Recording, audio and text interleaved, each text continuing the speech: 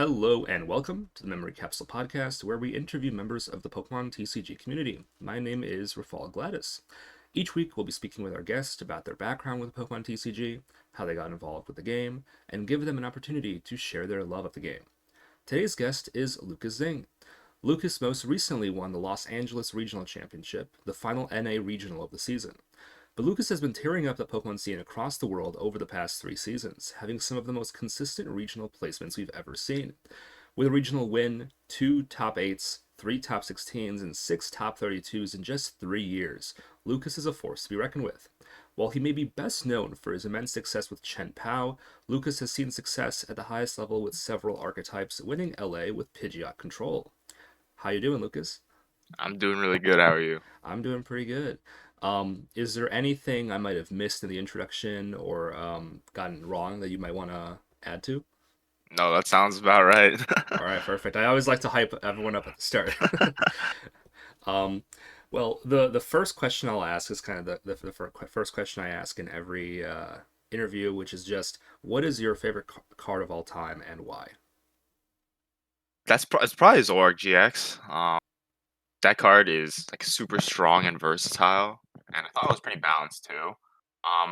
For the most of my success when I was younger in seniors was with that deck, with versions of that deck, like Zoroark Golisopod, Zoroark Lycanroc, Zoroark Control, which is variations of that, and I really just like loved the way the card played and the flexibility it had.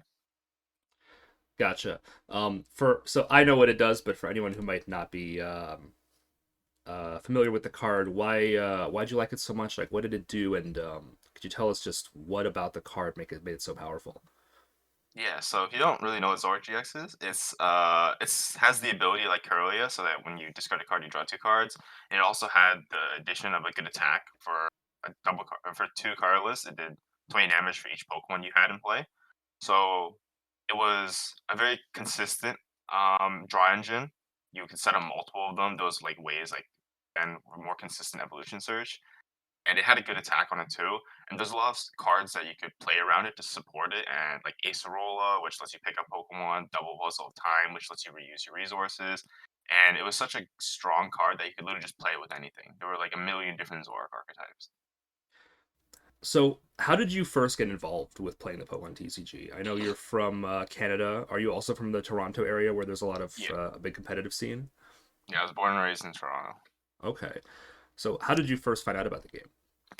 So my older brother, and I always played card games growing up. So back in 2011, my brother went to Walmart and he bought 2 of the black and white structure decks, like the theme decks, and we just played with those for like a few years. And like during that time, we also played like Hearthstone and Yu-Gi-Oh and other like niche random card games. But in like 2015, just when Ancient Origins came out, one of my friends that I grew up with actually took me to League at the store we used to buy cards at.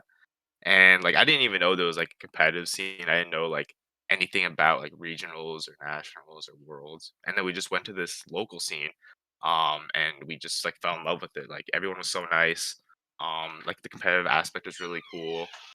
So we ended up just like sticking there and just playing, like, and then we just eventually grew to playing in like back then we had provincials and states, which were like mid-level tournaments between like cups and regionals, and we eventually just like snowballed and kept going, and to the point I am now where I go to like every event. Hmm. What was kind of your first big event that you attended, like regionals or like nationals level? My first regionals was Toronto regionals in 2016. I was a junior back then. That was my first like really big event. And what was it like for you, like playing in juniors and seniors? I'm just going off of Limitless, what your results look like. So I'm sure I'm missing out on a big part of your history. Yeah, so competing at that time was like really interesting. You're in the growing stage of life, like as a kid. So like it was like a way to compete because I was always a very competitive person. I played a lot of sports growing up, but I liked the intellectual aspect of the game, so I kind of switched over to that and like kind of quit playing sports. So during that period of my life, like it was like I was traveling too. Like when I got pretty good at the game, I was traveling a lot. So it was like really weird to basically lived two different lives basically because like one I had school and then like sometimes I'd be in Pokemon tournaments. So it was like really interesting balance in life and it was like really fun. I think it helped me mature a lot by being able to meet so many amazing people and travel so much and compete at such a high level. For sure. And just based on my understanding, the kind of the class of seniors that you went into masters with is probably one of the most successful, isn't it? Yeah, I'd say so. I think a lot of the people that I competed with in seniors and now still compete in masters are all really talented players. There's a lot of us like Bradner aged up a year earlier than me, but I competed with him in seniors. Rowan too, Grant Chen, Reagan, all those guys I competed with in seniors. Hmm. Did you feel like there was a lot of growing to do when you entered the masters division, or did you feel like you felt pretty ready for it? I felt relatively ready. I was pretty excited to for the transition. I think like the stakes are higher, which I enjoyed, and the competition is like at a higher level. There's like 15 rounds, like way more rounds. Like you're gonna be way more fatigued at the end of the day. So it's like a different. It's definitely a different atmosphere compared to seniors. Hmm, for sure. I know a lot of juniors and seniors who are now masters spent a lot of time during kind of the online era just playing a lot, grinding tournaments online. Were you part of kind of that group of players who was really perfecting their play whenever everything was online? To be honest, not really. Um, During that time when COVID happened and in-person events were canceled, I really disliked playing online events. I'm more of an in-person person. Even when I'm testing, like I force myself to do it, even though I just really don't enjoy playing online. It's just something about like it doesn't feel as natural. I like the in-person aspect a lot more. I like the feel of the cards. I like the interactions more. As opposed to like sitting behind like a computer screen. It feels like I'm not in it as much. Like I could just like tab out and watch a YouTube video, and I'll be like less focused. So I didn't. I spent most of my time playing Hearthstone during that era, and like playing other card games, which I think still helped me keep myself like in good shape because like I didn't want to be too rusty when events returned. Hmm, for sure. And then do you have kind of a maybe other than this last season, which obviously was a very successful for you, is there a season that stands out to you as maybe your favorite or most memorable? Um, Definitely my 2017 to 2018 season. That was when I was in seniors. So the year prior, I started taking the game more seriously, but I still like wasn't very good at the game, and I knew that. Like I was like I went to a lot of events, but just did very mediocre. And when I did well, I'd always lose in top eight.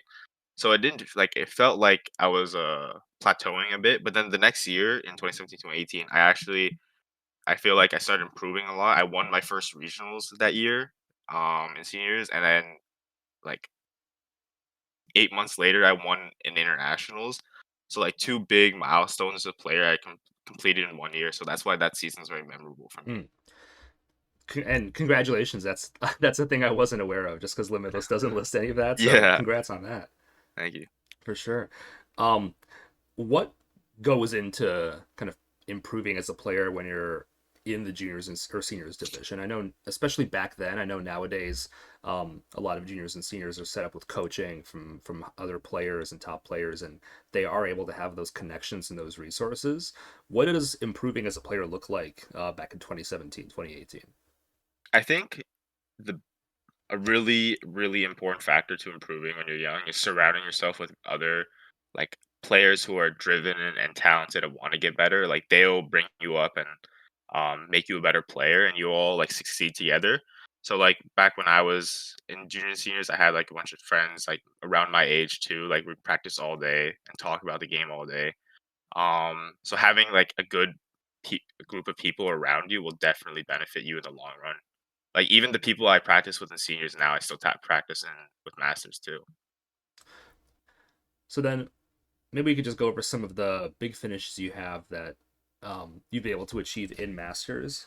I think the first thing that stands out to me, and maybe you could correct me if I'm wrong here, like the first two seasons coming back after like the pandemic shut down all of competitive play, a lot of the events you went to were kind of more local to you. It was you have day two is at Vancouver, Toronto, Columbus, so stuff that's either in Canada or near Toronto. But then this past season, obviously, you've been all over the place. Were you doing that level of traveling those first 2 years, and then what made you decide to step it up this year and could go to all these regionals? Yeah, so post COVID, there were a few events, so like 5 regionals, right? And that's when everybody's getting back into the game. And I already had my invite at that point because of the weird situation where seniors got forced aged up to masters.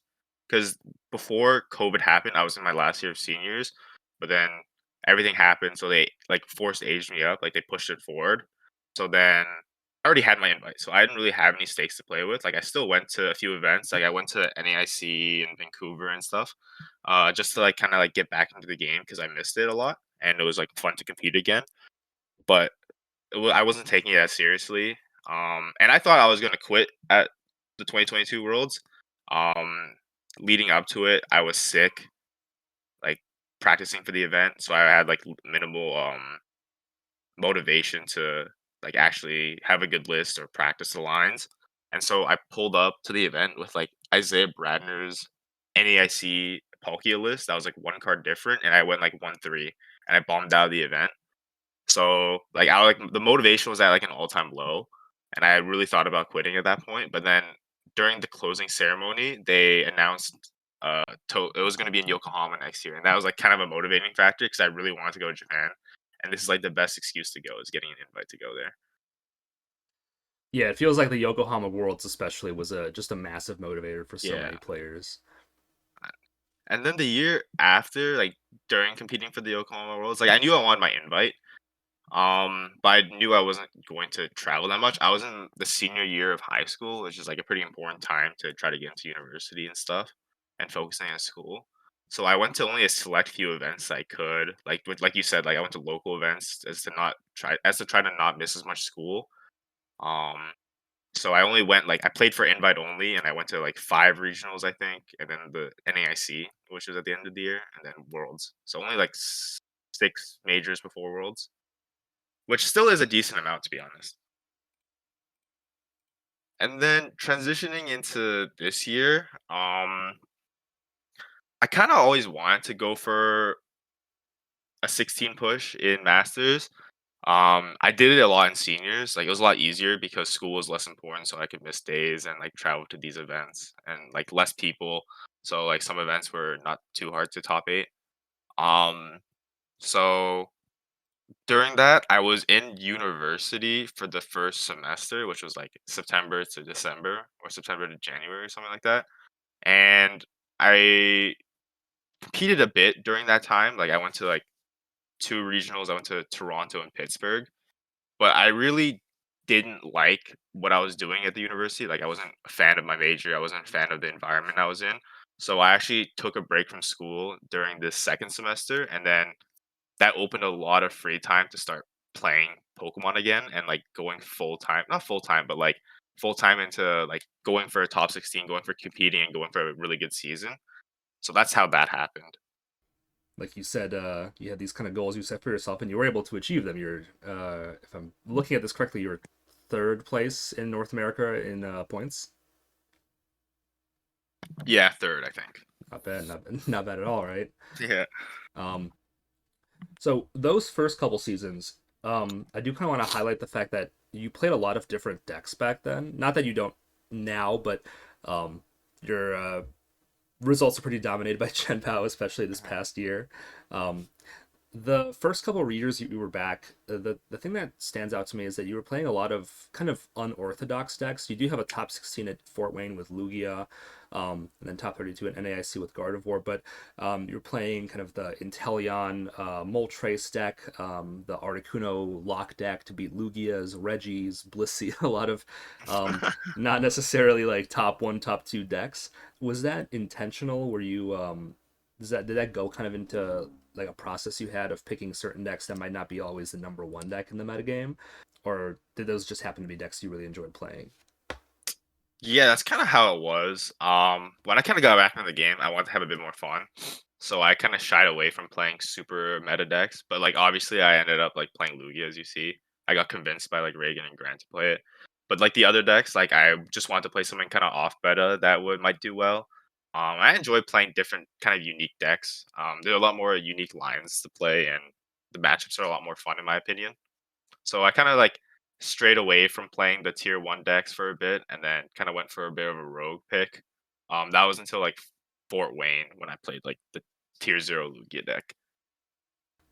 Now, this past season, as we mentioned, you have played a lot of different decks, but you're mostly sticking to pretty established archetypes. For those who don't Mhm. know, I'm just scrolling through your page, and you have a lot of Chien-Pao results, but then there's some Gardevoir, some Charizard, some Giratina, and then you do have that big finish in Los Angeles with Pidgeot, which we'll get to. But I think the first thing I want to ask is just what stands out to you about Chien-Pao? Why is this a deck you seem to keep? Um, Playing with, returning to after maybe taking a break from it for an event or two. What is it about that deck that really appeals to you? I think the big thing about Chien-Pao is that it rewards good play. Um, when you play a deck like Chien-Pao, it's all about sequencing and your percentages. So like knowing how to do the math and calculating the odds of each play is like really, really important to the success of the deck.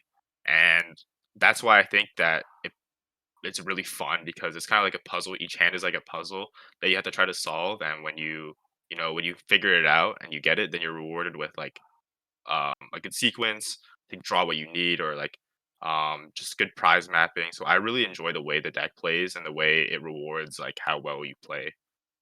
Which I think is kind of decks I like to play, like higher skill based decks, because I think it gives you more room to kind of outplay and kind of maneuver. Yeah, I think that's a really good point. I was gonna say that I think just about every deck you've played has a pretty high skill cap. None of these decks are ones that just roll over your opponent turn one or anything like that. All of them really demand a lot of the player. Mhm. Um, so what goes into preparing yourself to play certain decks like that? Like, what does your kind of system of practice look like building these decks, and then deciding what's the right one for the meta? Because you could have, I'm sure you would have had very good results as well just playing Chien-Pao to every event, but then in San Antonio you dropped it for Charizard, and UIC you played Charizard as well, and then obviously that LA finish with Pidgeot. What kind of put you over the hump and say maybe Chien-Pao is not the deck for this event, even though I love it so much? Maybe I'll play something else. What goes into your process of preparing for events? Yeah. So each tournament by tournament, the meta shifts based on what does well. New decks come out, new innovations come out, things change.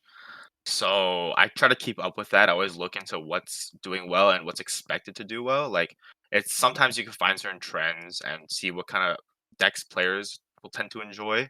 And you can kind of like pick around that. So like I kind of like think like what's gonna do well. What are the top three decks that are gonna do well? Like let me play a deck that does well into most of the meta, has a pretty even matchup spread. I'm comfortable playing with it. Um, and I think like I just like to play whatever I think the best overall deck is usually. Sometimes I just like I feel like for a few of these events, Chien-Pao is not the optimal play, but I just played it because I always listen to Grant, and if he says we're playing Chien-Pao, I play Chien-Pao. That's literally like like to be honest, like that's like I think half of these events with Chien-Pao are just him saying, "Yo, let's play Chien-Pao," and me saying like, "Okay." I'm So guessing that's you like kind of value my his opinion disconnect. very much. Yeah, yeah. He's like my main testing partner, I guess. Like we talk a lot about the game and he's a very talented player too, so I Mhm. trust his opinion a lot. So the thing I kind of want to ask is like, you were saying that this year you kind of took a break from university stuff. You really wanted to push for that top 16 NA finish, and you were able to achieve it. What like what kind of work ethic do you have to kind of push yourself to have those kinds of results? Um are you just playing every single day, testing every single day, or what does that process look like for you to stay at that kind of top level? Because I mean, even a lot of top players might have some poor finishes every once in a while in a season. Yeah, I don't think you placed under top 64 at a single event this year, which is pretty insane for how consistently you were placing. Um, what goes into maintaining that high level of skill for you? I think it's just I don't think you have to be practicing every day.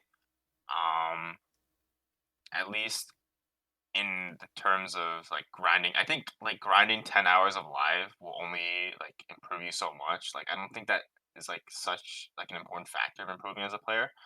I think like you just want high quality practice as opposed to quantity.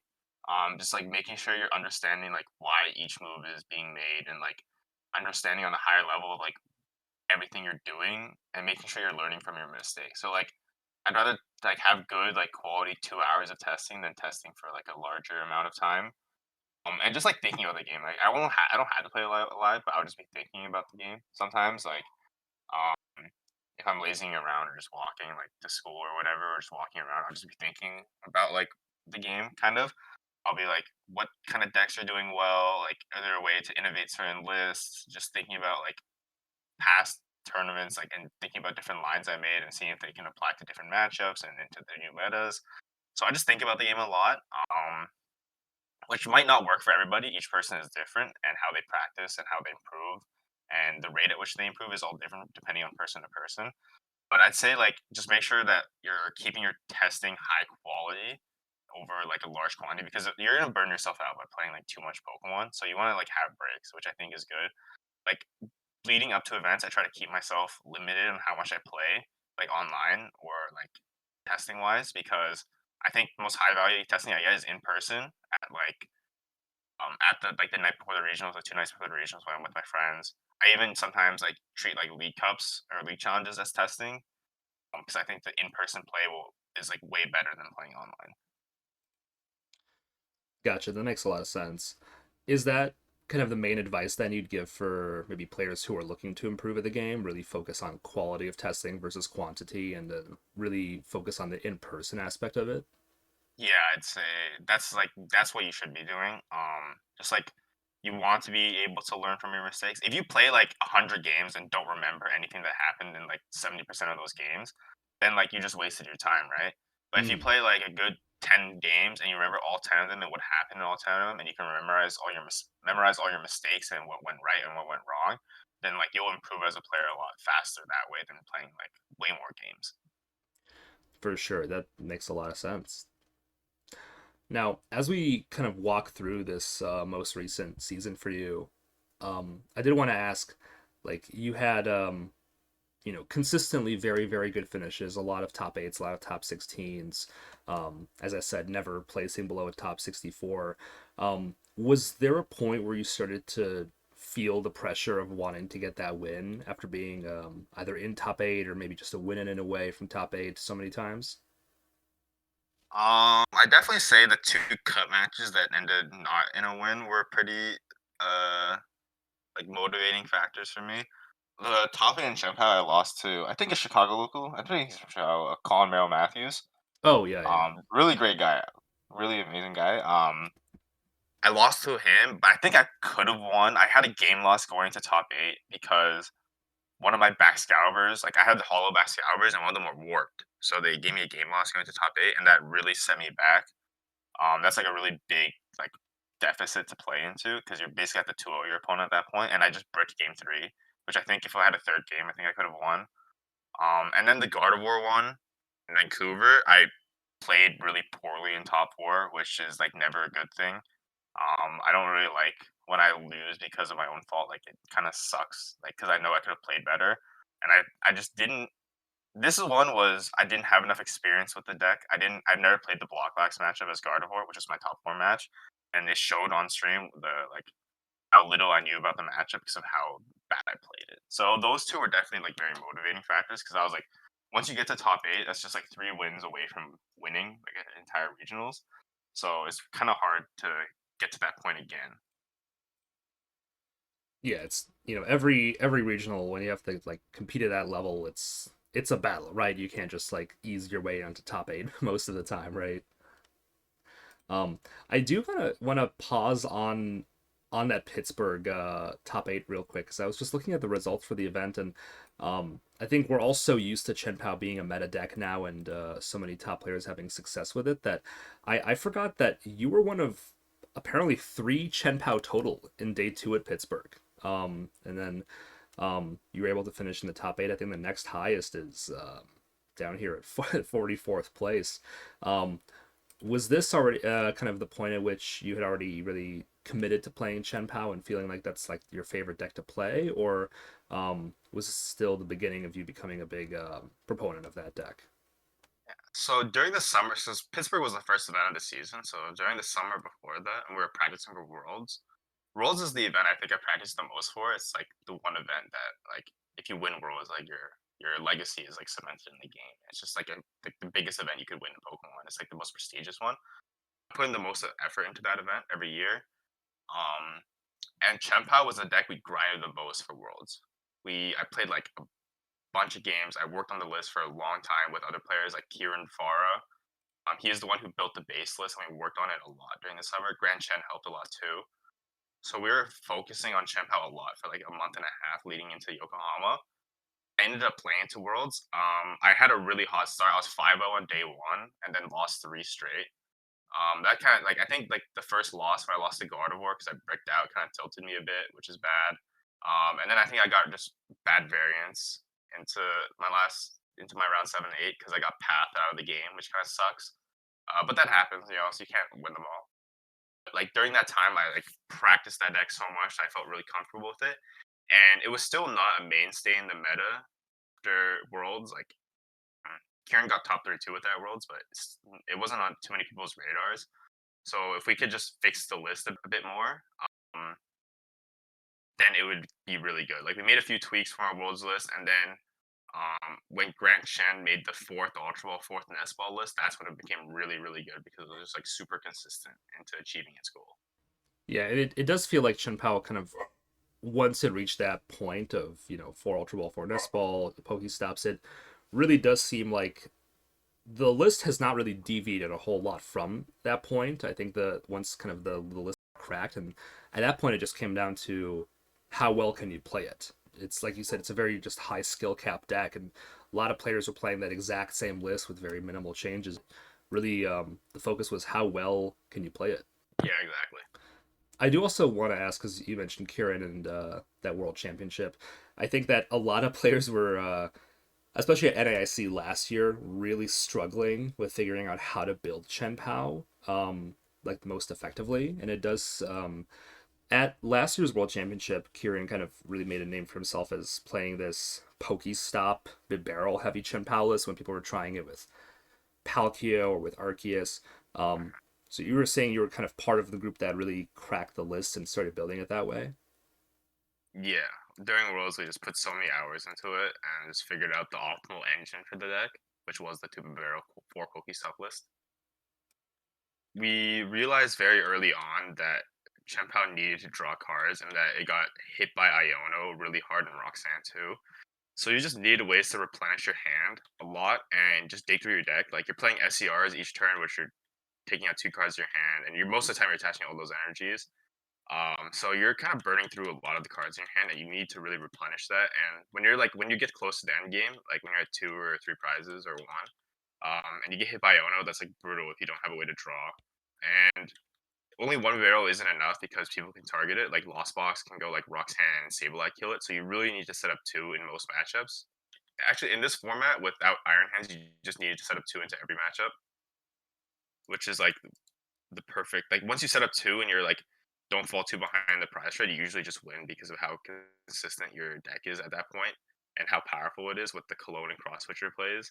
So yeah, like the two barrel engine was like all his idea, and we just had to fix the certain counts, and then the list got really good at that point. Nice, yeah, and I mean, it feels good to kind of probably come up with the optimal way to play an archetype. Yeah, Kind of knowing that you're a part of the group that really figured out that this is the way to play it yeah, it was a good experience for working on that sure. deck with everybody. Um, so you were saying that after kind of those some of those top eight losses, you really feeling like you wanted to get that big win. Um, Going into LA regionals, you had played Chien-Pao for the last three events, and then you've been playing at so far not any really control based decks up until that point. I guess the Articuno Inteleon deck kind of has some control-y like aspects to it. Um, but at least in terms of regionals and like day two finishes, you didn't really have too much going on when it comes to control or archetypes like that. Um, I know Isaiah Bradner was kind of the originator of this build of the Pidgeot Charizard deck, and then you were the one who piloted it to success. Could you tell us a little bit about this deck and what made it so special? Yeah, so this entire fourth quarter was all Chien-Pao. Like me, Reagan, John, and Grant all stayed with each other at Orlando, and then we just kept playing the exact same 60 every time because we'd stay with each other at Indianapolis, we'd stay with each other in Stockholm. So it was just like a snowball where we'd all just play the deck, and everyone had success with the deck besides me. Like I had ninth, like I kind of like trolled that one by like double IDing instead of double playing to try to get top eight. That's on me. So like Grant had a second, Reagan had a top four before LA, John top four Stockholm. So it was like everyone was like, "Yo, you gotta keep playing because you're gonna like play Chien-Pao and do well here because like that's just like the way it lined up, which was kind of funny." So I was still super tempted to play Chien-Pao, but for Stockholm, I really wanted to play Control. Um, Unfortunately, leading up to Indy, I went from Indy and then I stayed in Chicago after at Grant's house and I flew out to Stockholm. I only brought two decks. I brought Charizard and Chien-Pao, thinking I wouldn't play anything else. But I really, really wanted to play Pidgeot Control for Stockholm, but I just didn't have the ability. I didn't have enough time to practice. I didn't have a list. I didn't have the cards. So I gave up on that idea. But then in LA, I knew it was a really good play. I always knew that Control was really strong in this format. We just needed a really good list. And Isaiah built an amazing list. Like he provided it. I had like no input on it. He just built a really strong list. And he let me play it, and I did really well. The list was amazing. So For sure. And I mean, I think you're selling yourself short a little bit. I don't think we can. I don't think this deck could be handed to like most players and carried to a regional win. The deck has a lot of one ofs. It's pretty complex. What went into learning how to play a deck like that in the matchups that it has on such short notice? to be honest, I played like the night before when Isaiah came in. We were staying at our friend's house, um, and like multiple things were happening that night. Like the Timberwolves are playing against the Mavs, and so like there wasn't that much testing going on. I was kind of watching the game, and we were going out playing spike ball and doing other stuff. So I played only a handful of games with this deck. A lot of the information about matchups, like Bradner relayed to me. Like anytime I hit a new matchup, I'd be like, "Yo, like what's kind of like the game plan?" And he'd give me like a quick breakdown, and then I just go into the match and then play it. Gotcha. So then, could you tell us just a bit about how that regional run went? I mean, obviously you won, but is there anything that stands out from your rounds up until the top cut? Yeah. So day one was really hot. I started off 8-0. I think my first six rounds were relatively easy. I think I don't really remember too much. Like I hit a few free matchups, like some Dialgas, um, some block lacks and control mirrors that didn't have the proper text to deal with the mirror. And then I think once, and then during my 8-0 match, I hit Rowan Stavno on Iron Hands. That was the first time I played that matchup. So it was like a good learn. Like he was a really talented player, so it was like a good opportunity to learn how to play this matchup properly. So I was 8-0 at that point, and then I hit Brandon Bond again, or for the first time, sorry. And he kind of destroyed me. He had an insane turn two. I think like game one, he went turn two, double Archeops Minccino Prime Catcher my Pidgeot, and like when you do that, you kind of just lose on the spot. So I really wanted to go 9-0, but Brandon stopped me from doing that. And then in day two, uh, I don't think I had too many memorable games. I think round one I lost to a lost box. I think I played poorly. Um, and then I beat like two Dialgas and Arctina, and then just made it way into top eight. I think I really wish they streamed my top eight match against Reagan. Actually, I think that was like a pretty interesting match, or top four match against Reagan. I think that was a pretty interesting match. Even though he did get a bit unlucky, I still thought it was pretty fun to play. Mm. Yeah, it's interesting because I think, especially when it comes to Chien-Pao versus Control, it's just interesting because Control just means a lot of things right now. Like Chien-Pao against Block Lax is very different than Chien-Pao against Pidgeot Control, and especially since your Pidgeot Control list is very Zard focused and fire focused, it seems like Chien-Pao would actually be able to kind of pull a couple tricks and win that matchup. Yeah, it's just the Chien-Pao player has to play a bit more careful because I have Mawile lock on the barrel, so they have to be more careful about the resources they use. And we have Sandshrew to stop them from silencing back their Prime Catcher. And we have the Manaphy, which is the most important card, to stop them from getting really high value and kind of like destroying your board early with Greninja. I think what ended up happening about like the games I won were like I would get like a Zard with a cape on it, kill a Baxcalibur with an Iono in the same turn, and then he kind of struggle for a few turns, and I just bring it back into my favor. Hmm.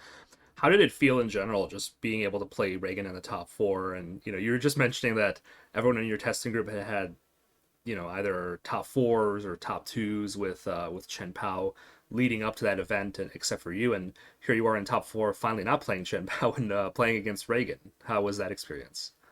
I like playing against really good players. It's I think a lot more fun.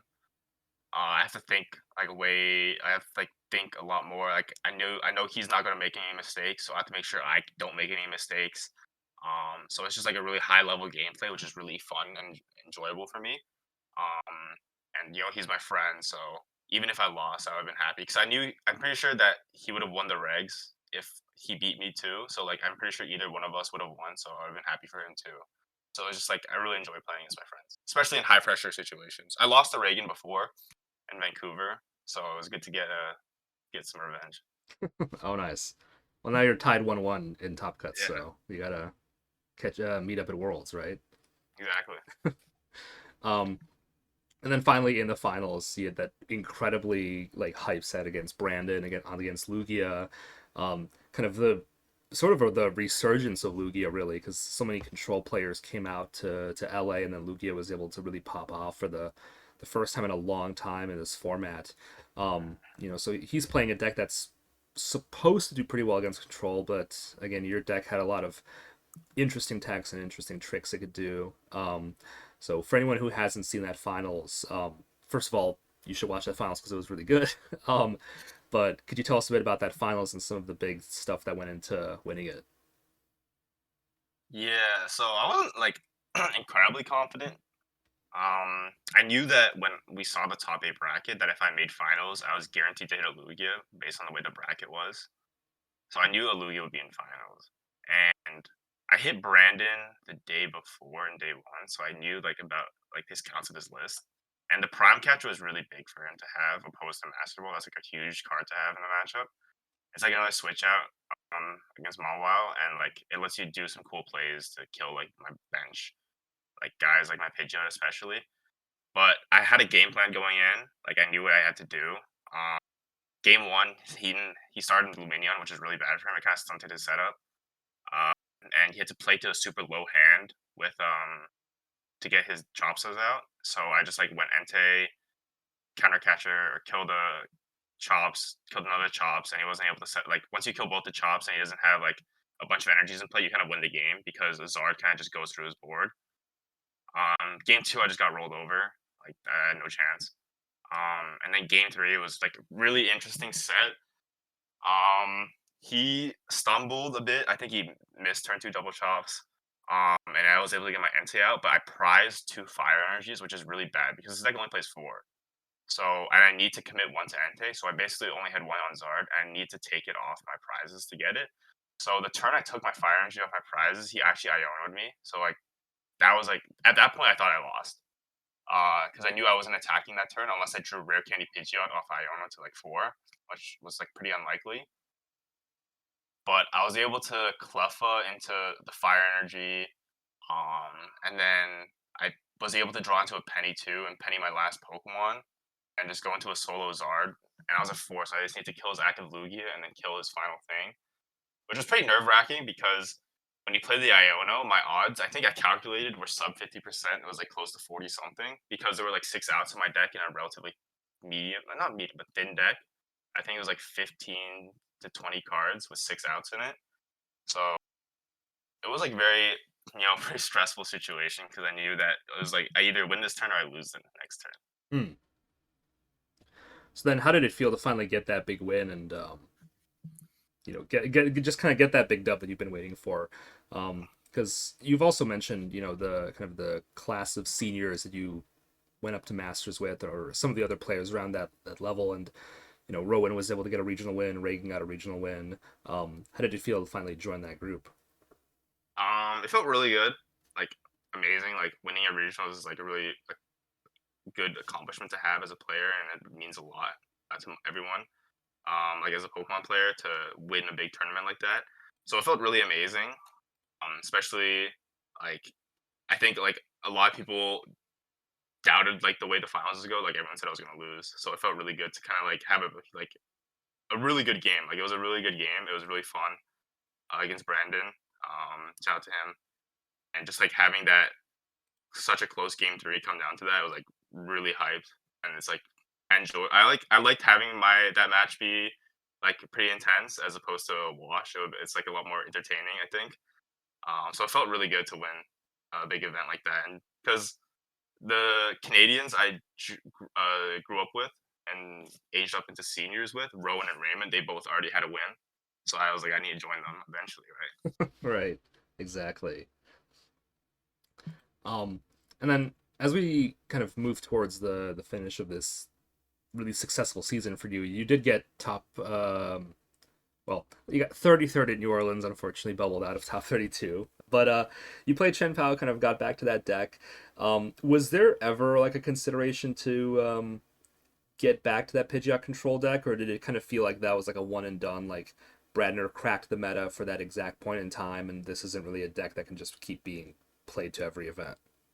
I'm sure there'll be another opportunity, but for specifically NAIC, the way the meta was going to shift with the new cards, it just looked really bad for control. Gardevoir is hard to beat. You have to like over tech for it, but then you're kind of like cutting techs for other matchups, which is kind of bad sometimes. Also, the increase in Lugia was really bad for this deck. Uh, Raging Bolt wasn't the best matchup. Like there was ways you could tech for it, but like to beat all these decks that we thought a lot of people would play, you'd have to like play like a million tech cards and sacrifice so much consistency and sacrifice other matchups that we just didn't feel like it was worth it.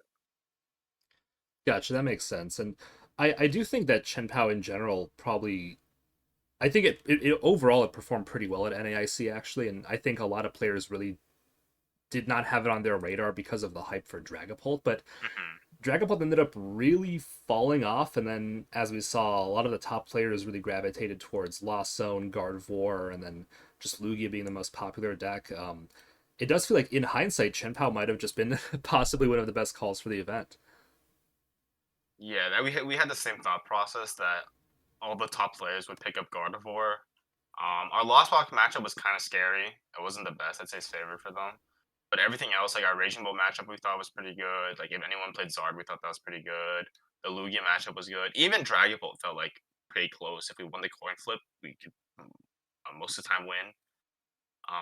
We felt like our matchup spread was really good, and all of us that played it were really comfortable with the deck, so we just went with it. Hmm. So now the only big event on the horizon, as we all know, is just the World Championship in about 2 months.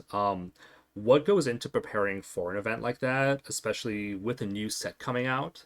That I mean, I don't know if you've seen any of the Japanese results. It doesn't seem like there's any new archetypes, but it does feel like a lot of decks are kind of getting um, some new tools to work with, some buffs. What goes into preparing for an event like Worlds for you, especially when it's a brand new meta? I just like, especially when there's new cards, especially for a small set like this where there's not any new archetypes and not super impactful cards. I kind of see like, are there any cards that can fit into current archetypes? Like any new cards that buff certain like previous decks? Like are there any item supporters or new Pokemon that you can kind of add in? And just like practice like all the decks. Um, I think an underrated aspect of practicing for an event is, especially for Worlds, is like knowing how each deck plays. So like back when like I played Chien-Pao so much, whenever I hit a Chien-Pao, I knew exactly what I needed to do against them to win. So like having that experience on a deck is pretty valuable. So like if I grind a bunch of games with Gardevoir, I can know like if I don't play Gardevoir, whatever deck I will play, I know how to beat Gardevoir. So kind of like that thing where I need to figure out the lines for each matchup and how to counter them. So it's going to be a lot of practice. Like we have like a month and a half, I think. So it's just going to be a lot of talking with other players, grinding out games, figuring out lists, figuring out what the meta is going to be, kind of stuff like that. Hmm. And is that kind of a strategy you'd suggest to most players? Like, just try to play at least everything, even if you don't play it to an event, even if you don't necessarily feel like it's the deck for you. At least know how every deck works from the side of the player. I'd say like if you have the time, you could try to do that. I think for worlds, it's like important to do it because you have so much time. You have the ability to invest in that. But if you're like have like a week and a half or 2 weeks before regionals and you don't have that much time, it's like not a very feasible feat to accomplish. I think just focusing on your own deck and how you're gonna play it, and like focusing on the lines with that and figuring out what you need to do with the deck you're gonna play is a lot more important than figuring out everything else. But for worlds, I think you have the time to invest into doing something like that. Gotcha, makes sense. And then, obviously we don't know how Worlds is going to go for you yet. Hopefully it goes well. Wishing you the best of luck. But do you have any kind of thoughts about what next season looks like for you on the horizon? I know we don't really have too much information about like the structure or the CP stuff and anything like that, but um, are you looking for next season to be as good as this one or better, or do you think you're going to might take a step back from the kind of the intensity you played with this year? I'll probably be like in between. I'm going back to school in the fall. Um, so I'll try to I have to manage that too. So I'll try to still go to events. I'm still gonna play for my invite. And I'll still try to go to a decent amount of events. I definitely won't be going to all of them. I doubt that I go to like a European regionals now. Like I had the time to go to Stockholm. I don't think that's gonna happen next year. So I'm gonna try to hit as many events as I possibly can. Um, like relative to the time and my schedule. So I'll still be competing. Not as much as this year for sure, but I'll still be competing at a high level. Hmm.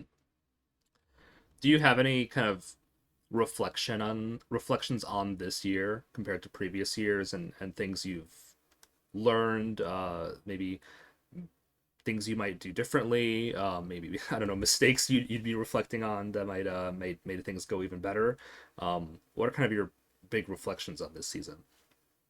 I think you know practice a bit more of the lines. I think some of these runs were I had if I had a bit more practice, I could have converted to like maybe a bit of a better performance. Like inexperience with some of these decks really costed me a few match points or a few games. So practice a bit more with the decks. Like invest a bit more time. I was a bit lazy with that sometimes. Um, and I think overall, just like stick with the people I'm working with. It's been going really well. You know, all these people are very supportive and very helpful. So I'm just gonna continue working with them, and we're gonna hopefully succeed together again the next year. For sure, I sure hope so. Um, so maybe as we start kind of wrapping up, you said you're going to be at Worlds, and then I would ask what else you'll be at, but I don't know what the we don't know what the schedule looks like. I don't even know when cups start up again. So beyond Worlds, I don't know where people are going to find you, but they'll at least see you in Hawaii. Do you have any special shout outs? Anybody you want to thank for kind of where you've been able to get to? Yeah, I just want to shout out my family, of course, for always supporting me and playing this game. They're really helpful, and they. Oh, at first they weren't. They didn't really understand the game, but now my mom watches all my stream matches, so uh, all the support means the world from them. And all the people that I practice with this season. There's like too many to name, but like a lot of people help me practice and build lists and work together to achieve a lot of these good accomplishments. I couldn't have done it without a lot of people. So shout out to everybody there.